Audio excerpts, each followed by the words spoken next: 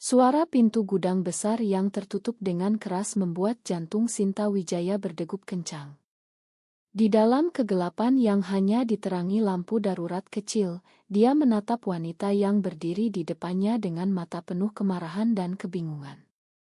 "Nadia, apa yang kamu lakukan? Kenapa kita terkunci di sini bersama?" tanya Sinta dengan suara gemetar, tapi jawaban yang keluar dari mulut Nadia Pratiwi, real bisnisnya selama 2 tahun terakhir, membuat dunia Sinta seolah runtuh. "Sinta, aku harus jujur sekarang. Aku yang sabotase kesepakatan besar itu, yang membuat perusahaanmu hampir bangkrut. Aku melakukannya karena aku mencintaimu."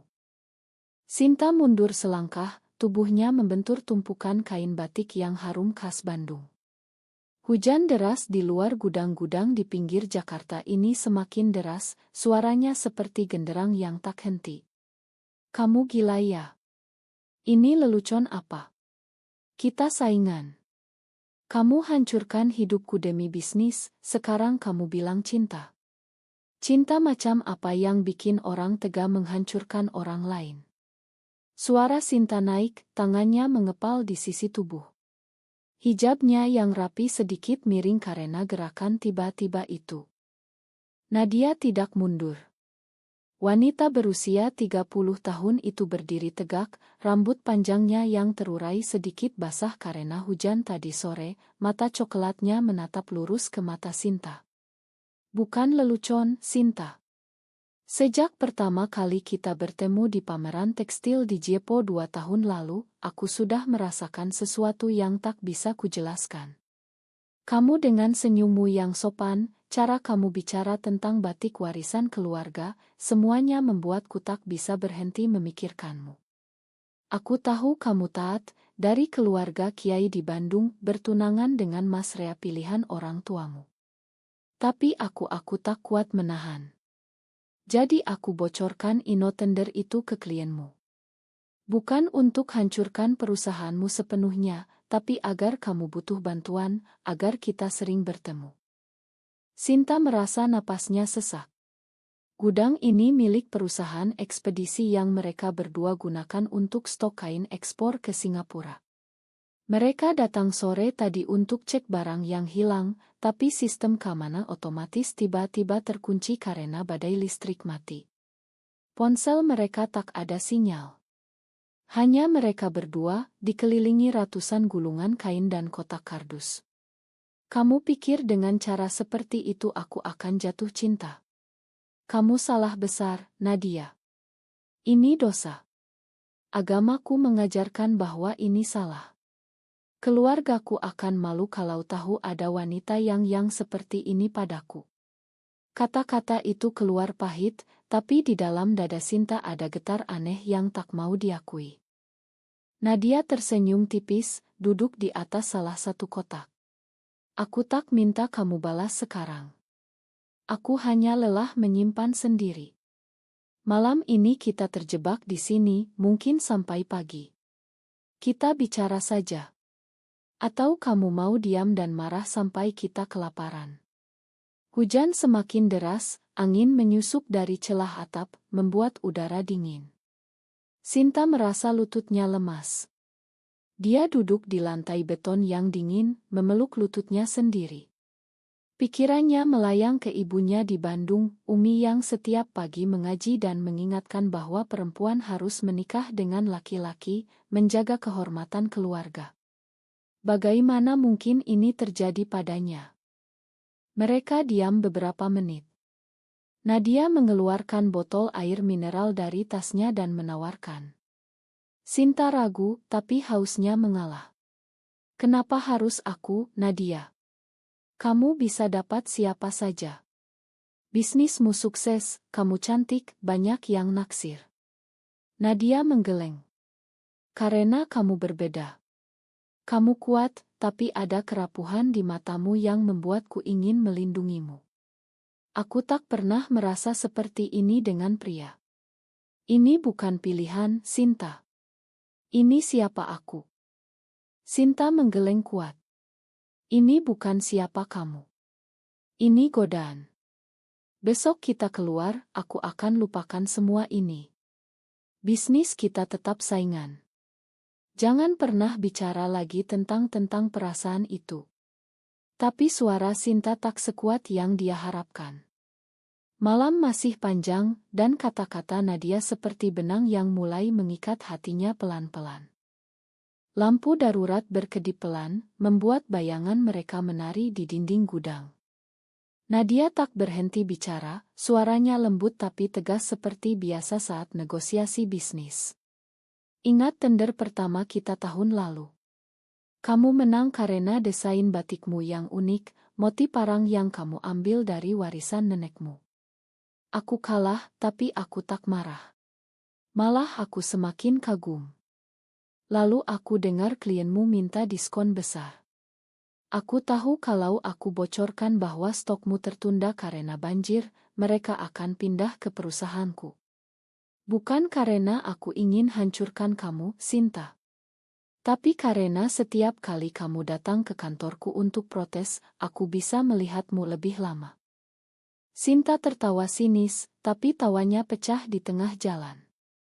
Jadi selama ini setiap kali aku marah-marah di depan meja kerjamu, kamu senang. Kamu sakit, Nadia. Aku kehilangan 2 karyawan karena perusahaan hampir tutup. Ayahku sakit karena stres. Kamu tahu itu. Nadia menunduk, pertama kalinya terlihat rapuh. Aku tahu. Dan aku menyesal setiap malam. Tapi kalau aku tak lakukan itu, kita tak akan pernah sedekat ini. Kamu selalu menjaga jarak, selalu bilang kita hanya rekan bisnis. Kenangan melintas di kepala Sinta. Pertemuan pertama di pameran, Nadia mengenakan kebaya modern yang elegan, tersenyum ramah sambil memuji desain Sinta. Saat itu Sinta merasa ada kehangatan aneh, tapi dia cepat tepis karena sudah bertunangan dengan Rea, anak teman ayahnya yang saleh. Aku tak pernah memberi isyarat apapun padamu, kata Sinta pelan. Aku punya keluarga, agama, masa depan yang sudah digariskan. Nadia menggeser duduknya lebih dekat, tapi masih menjaga jarak 1 meter. Agama mengajarkan cinta, Sinta. Bukan kebencian. Aku juga Muslim. Aku sholat, puasa, tapi aku tak bisa bohong pada diri sendiri. Allah yang menciptakan perasaan ini. Kenapa harus kutolak? Sinta merasa dada sesak. Dia ingat ceramah Umi minggu lalu di masjid kampung, perempuan yang suka perempuan adalah Itnah Akhir Aman. Kata-kata itu bergema. Kamu tak boleh bilang seperti itu. Ini haram. Kalau keluargaku tahu, aku akan diusir. Ibu Rea akan batalkan pertunangan. Bisnisku hancur total. Mereka bicara sampai larut. Nadia cerita tentang masa kecilnya di Surabaya, ayahnya yang keras tapi ibunya yang diam-diam memahami. Sinta cerita tentang tekanan di Bandung, bagaimana dia harus jadi anak sulung yang sempurna. Hujan tak reda. Mereka berbagi roti yang Nadia bawa, minum air sedikit demi sedikit. Sinta merasa marahnya perlahan luntur, diganti rasa penasaran yang berbahaya. Kalau aku bilang aku tak merasakan apa-apa, apa kamu akan berhenti? Tanya Sinta. Nadia tersenyum sedih. Aku akan berhenti menyabotase. Tapi perasaanku, itu tak bisa ku berhentikan. Malam semakin dingin. Sinta memeluk tubuhnya sendiri, tapi matanya tak lepas dari wajah Nadia yang cantik di bawah cahaya redup. Untuk pertama kali, dia bertanya dalam hati, apakah ini benar-benar salah? Pagi belum datang, tapi jam di ponsel Sinta menunjukkan pukul 2 dini hari. Mereka sudah pindah ke sudut gudang yang lebih hangat, duduk di atas tumpukan karpet cadangan. Nadia membuka pembicaraan lagi, kali ini lebih dalam. Kamu pernah bertanya kenapa aku tak menikah sampai sekarang? Jawabannya sederhana, Sinta. Aku pernah mencoba dengan pria 2 kali. Tapi setiap kali aku dekat, aku merasa kosong. Lalu aku bertemu kamu dan dunia berwarna. Sinta menggeleng tapi suaranya lebih pelan sekarang. Aku tak bisa. Aku dibesarkan dengan ayat-ayat Al-Quran yang jelas. Dan ingatlah kisah kaum Lut itu sudah cukup bagiku. Keluargaku, tetangga, masyarakat mereka tak akan pernah terima. Aku tak mau jadi bahan gosip di masjid. Nadia mendengarkan tanpa memotong lalu menjawab dengan tenang. Aku baca kitab yang sama. Tapi aku juga baca tafsir yang lain, yang bilang konteksnya adalah pemaksaan dan kekerasan, bukan cinta suka sama suka. Aku tak paksa kamu, Sinta. Aku hanya ingin kamu tahu perasaanku. Debat berlanjut pelan, tak ada teriakan lagi. Sinta cerita tentang Rea, tunangannya yang baik, yang selalu mengantarnya ke pengajian. Dia mencintaiku dengan cara yang halal. Kami akan menikah bulan depan. Nadia tersenyum pahit. Dan kamu bahagia dengan itu? Atau hanya menjalankan kewajiban? Pertanyaan itu menusuk. Sinta diam lama. Di dalam hatinya, dia tahu jawabannya, tapi mengakuinya berarti membuka pintu yang tak bisa ditutup lagi. Nadia bercerita tentang temannya di Jakarta yang juga menghadapi hal sama, bagaimana dia memilih diam dan menikah, tapi akhirnya depresi. Aku tak mau hidup seperti itu. Aku ingin bertanggung jawab atas perasaanku meski harus kehilangan banyak. Sinta merasa air mata menggenang. Kamu bicara mudah karena tak punya keluarga besar seperti aku. Kalau aku ikut kamu, ibuku akan menangis setiap malam. Ayahku mungkin stroke. Mereka berhenti bicara saat lampu darurat mulai redup. Dalam keheningan itu, Sinta merasakan tangan Nadia menyentuh punggung tangannya sekilas, hangat dan lembut. Dia tak menarik tangan. Malah, untuk sesaat, dia merasa damai yang tak pernah dirasakan dengan Rea. Tapi damai itu disusul rasa bersalah yang lebih besar. Ini salah, bisiknya. Nadia mengangguk. Mungkin. Tapi menyangkalnya juga menyakiti diri sendiri. Hujan mulai reda menjelang subuh. Cahaya samar menyusup dari ventilasi atas. Sinta bangun dari tidur gelisah, mendapati Nadia masih terjaga, menatapnya dengan mata lelah tapi penuh kasih. Kamu tidur nyenyak tadi, kata Nadia pelan. Sinta merasa pipinya panas. Aku mimpi buruk. Mimpi ibuku mengusirku dari rumah. Nadia tak berkomentar, hanya menyodorkan roti terakhir mereka. Pembicaraan berlanjut lebih lembut. Mereka bicara tentang mimpi bisnis. Sinta ingin batiknya masuk museum internasional, Nadia ingin pabriknya ramah lingkungan. Tapi selalu kembali ke topik yang sama.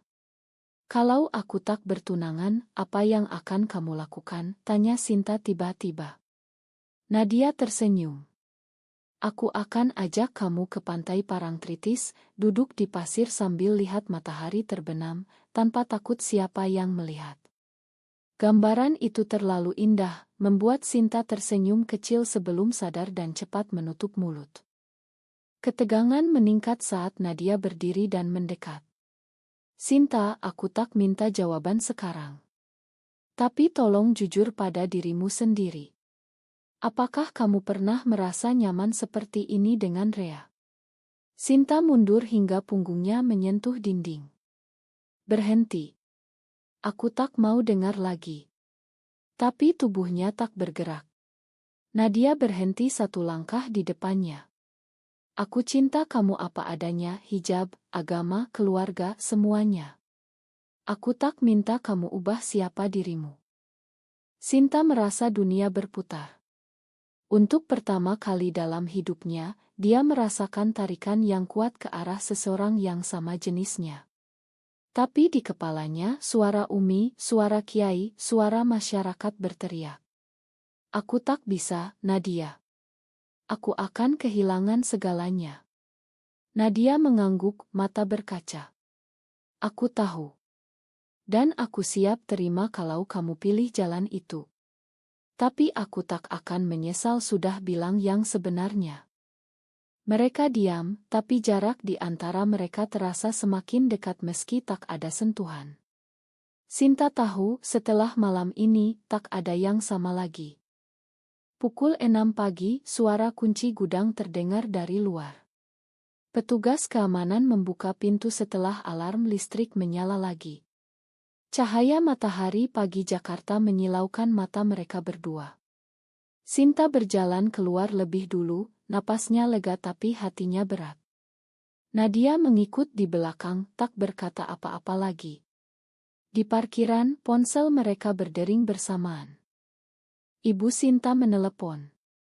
"Sinta, kamu di mana?" "Rea sudah nunggu di rumah sejak subuh. Katanya mau bahas pernikahan." Sinta menjawab dengan suara datar. "Aku baik, Bu. Ada masalah gudang baru selesai." Nadia mendengar percakapan itu dan tersenyum sedih. "Pulanglah, Sinta.